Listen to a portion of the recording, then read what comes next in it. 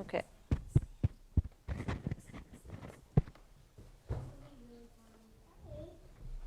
Okay. Is this on? Can people hear me? Okay. All right. So we are going to read a story called Do Unto Otters. And it is about a bunny. I don't know if anybody can see this, but it's about a bunny and his new neighbors. Doo-dee-doo-doo-dee-doo-doo-dee-doo-doo-dee-doink. Hello, Mr. Rabbit. We're your new neighbors, the Otters. Otters. Otters. My neighbors are otters? I don't know anything about otters. What if we don't get along? This is his other neighbor, an owl. Mr. Rabbit, I know an old saying, do unto otters as you would have otters do unto you. What does that mean? It simply means treat otters the same way you'd like otters to treat you. Treat otters the same way I'd like otters to treat me? How would I like otters to treat me? Well, I'd like otters to be friendly. A cheerful hello, a nice smile are all part of being friendly. Friendliness is very important to me, especially after my last neighbor, Mrs. Grrr. She was voted meanest neighbor 6 years in a row, says the little bug.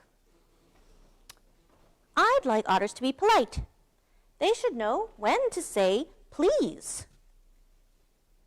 They should know when to say thank you. And they should know when to say excuse me.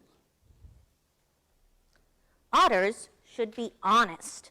That means they should keep their promises, not lie, and not cheat. I'd like otters to be considerate.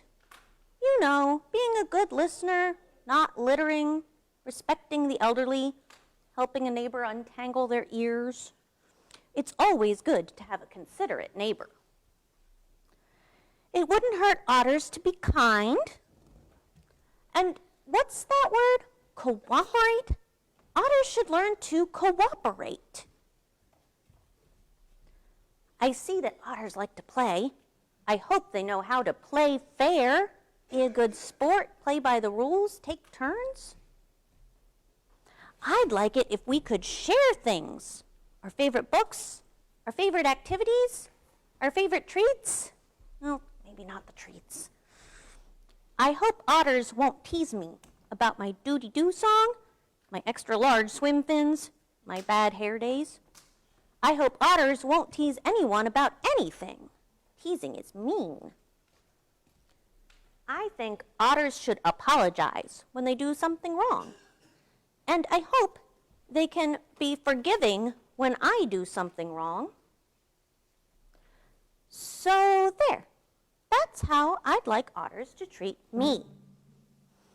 You see, Mr. Rabbit, I told you it was simple. Right. Just do-de-do unto otters as you would have otters do-de-do unto you. Yeah. Okay. And now we're going to listen. Okay, back to your seats.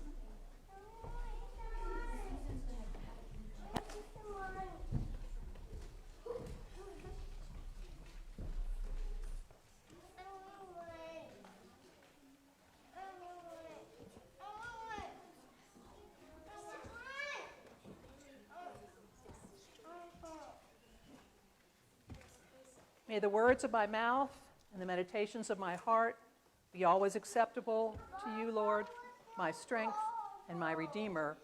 Amen.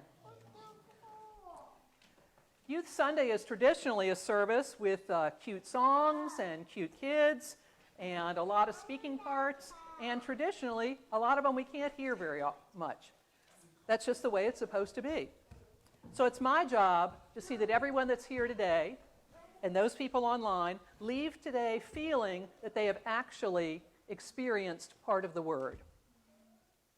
Whenever I work with children or adults and we're trying to talk about how they can get a deeper understanding of something that they have heard or something that they have read, I always try to have them make a connection to the text so that they'll understand what the message, and the message will stay with them.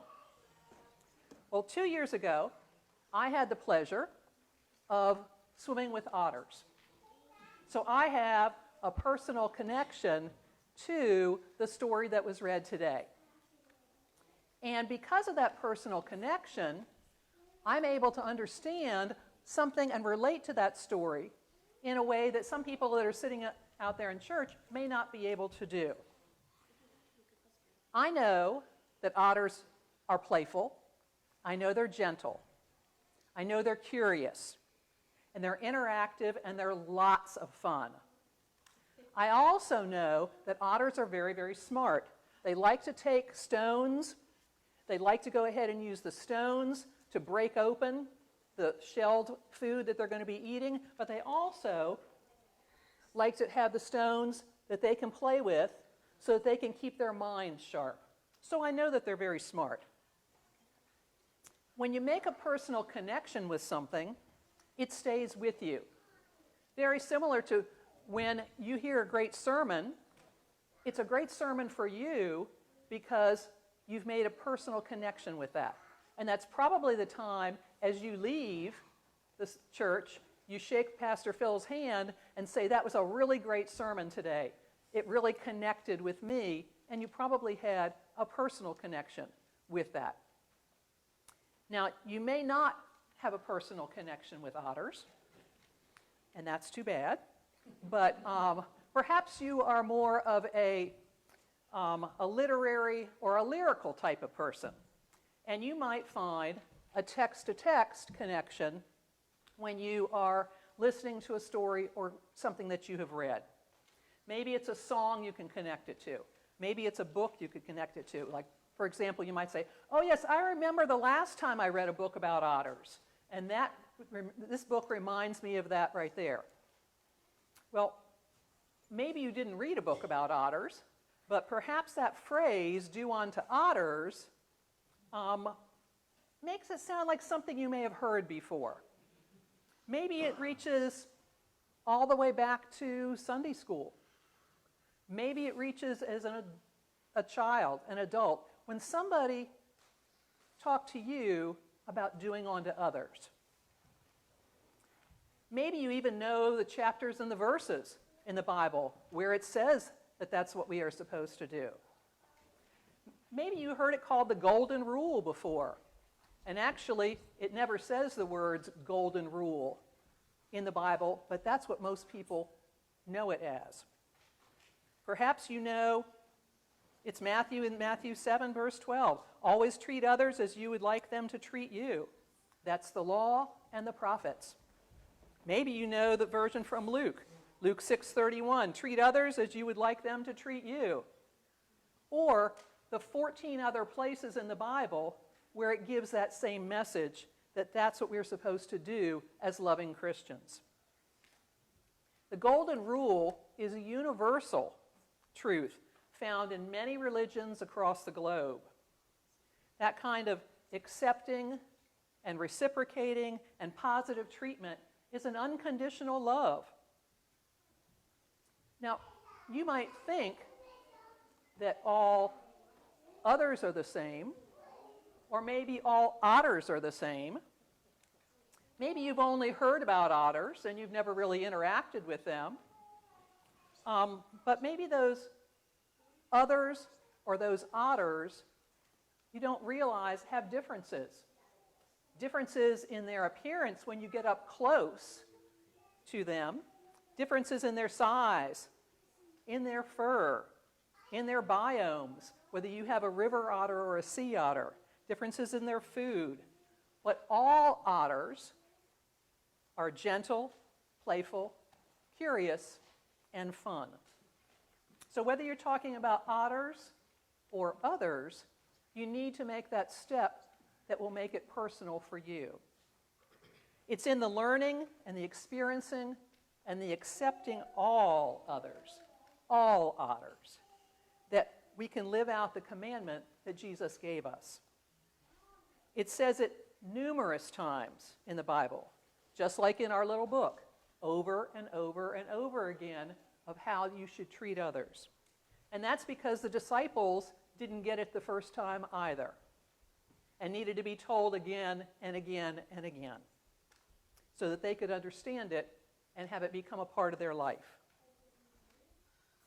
So I'd like you to give the others in your life a chance. And how will you treat the others or the otters that you encounter in the next week? Amen.